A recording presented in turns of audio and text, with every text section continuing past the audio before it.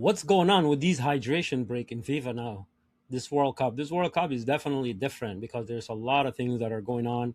But let's get into this video and we'll save our commentary for the end. Because the big theme so far, I think, of this World Cup have been the conditions, the heat, but also the excuse being used by the authorities of the heat, where even when you have a covered stadium with air conditioning and all the stuff you would normally have anywhere in the world, they're still having these breaks, the hydration breaks, which many people think are now having a direct impact on the integrity, if you like, of the normal play. What do you make of it?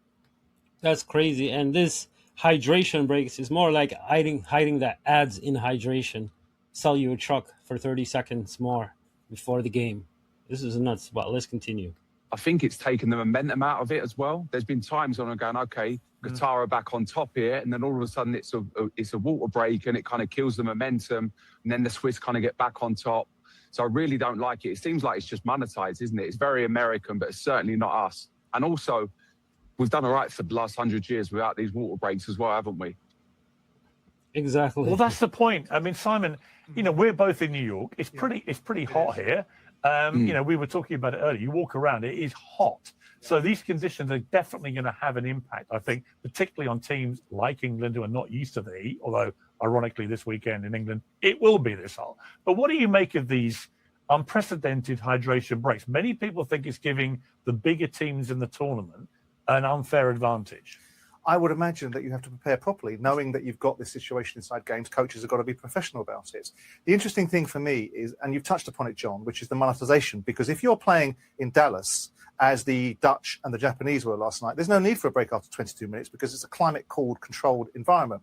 The other side of the argument is, if you talk about sporting integrity, which Piers just brought up, if one set of games have hydration breaks in it because the climate dictates it needs it, and another doesn't, then all of a sudden you're into a debate about sporting integrity of the framework of a game because teams are experiencing different dynamics. So whilst I don't like it, and I think sometimes you footballers are a bunch of fannies about what you do and don't know, or don't need, there probably is more benefit in having it than not having it. And we know, and Piers, you will know, given the American networks, this is as much about the opportunity to go to a commercial break as it is about the well-being of the sports stars. Well, I think that's the crucial thing here, is that there is a commercial imperative, clearly, that is at play here, where the American networks want to have their commercials, their advertising. It's generating huge amounts of cash. The audiences have already been pretty good for the World Cup here, and that's despite massive sporting events like the New York Knicks finally winning the NBA Finals, like the Stanley Cup Finals, and so on. Despite that, the World Cup is off and running here. But I think that is what's driving this. And John, again, from a player's perspective, how do you feel about that? For me, I was actually quite intrigued to see what the managers are going to do in these kind of 3-minute breaks. I was quite intrigued, thinking that the cameras would pan onto the players. There'd be loads of tactical bits, and you get a little insight into what information the managers may be giving to the players. But we're not seeing that at all. It's just going to these adverts that, like I said, it's just very American. It's how they do things, how they do baseball, basketball, all of their events. So it's probably expected, wasn't it? Exactly, yeah. This has become like the World Cup of America because Trump, it looks like he's the president of FIFA right now in this World Cup. He's calling the shots and he's telling the FIFA president, hey, do you want to make some money? Welcome to America. We're going to make billions and billions and billions together. Just do whatever I tell you and don't say nothing and don't talk about nothing. And that's exactly what is happening. Trump is the captain now. He's running the show and he wants to lift the trophy, give it to the winning team at the end of the World Cup, and that's how it is. And this is capital. This is America. So the World Cup soccer, it just became like a basketball game. First quarter, second quarter, third quarter, fourth quarter. It became game of quarters. Even the team is hot, is attacking, then like, hey, water break. You're in an air conditioning stadium. Sometimes even when it's hot, like of course the players need a break, but it should be the up to the ref to decide when to call when it's too hot. Since it's been done for the past 150, 60 years. But like now you're like mandatory every game break. It doesn't make sense, but it's just this how you got to sell more ads. You got to squeeze it in. Even in Qatar and New Zealand game, the hydration break, even Fox News was still running ads, and the ref didn't even continue the game because he's like, oh, we have to wait for Fox to come back from commercials, and the players were ready to take the field, and he's like, no, not yet, you have to wait. And then they had to wait for Fox, and now they watch Fox. They're like, hey, you can't be running ads when the game is back, and that's the experience. People want to see the whole, like, the game. They don't want to go to commercials and you miss what's actually going on in those minutes, and the huddles and what they're talking about. And that's the whole point. It's 45 minutes. You have a halftime and then the second half, and that's it.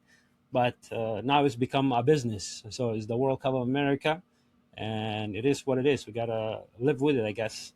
But it definitely destroyed the game, and the people love. And you had immigration and all these things going on.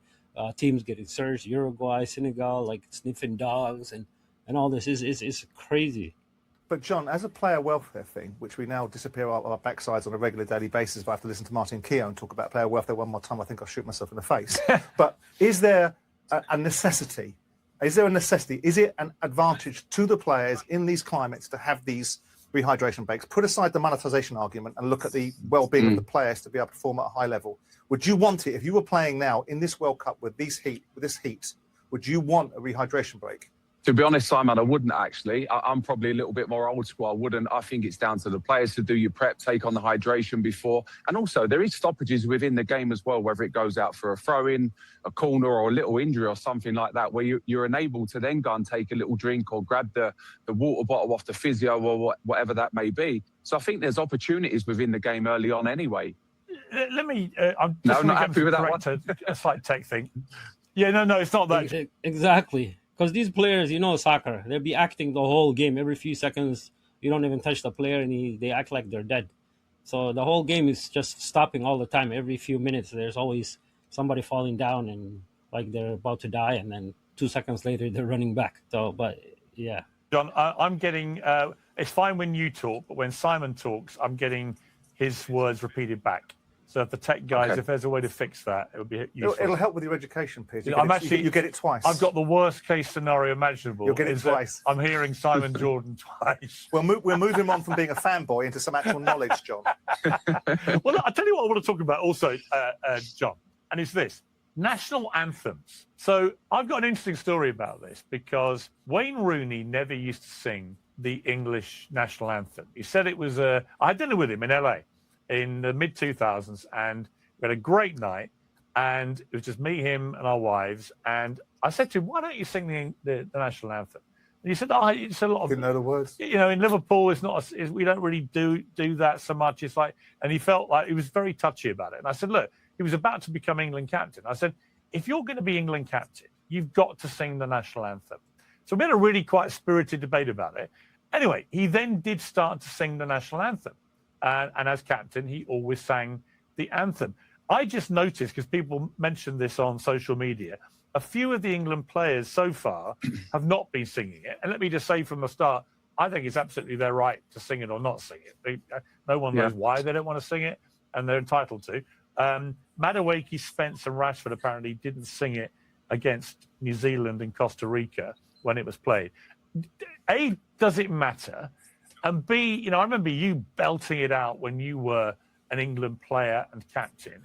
I, as a fan, think it does matter. What do you feel about this? I think it matters 100%. I think from a player's perspective and the supporters watching at home, I remember growing up with Tony Adams, Stuart Pearce, these guys with the veins in their neck kind of busting out live on TV. And then I felt as England captain, I had a duty to the country, that the people watching. I used to love it going down the line and seeing my teammates or the England players of previous generations to me singing the national anthem. I think it's very patriotic. And also, like, being in that environment before the game, singing it, with all the stadiums singing it as well. Fucking hell, does Nuff get the juices flowing as well?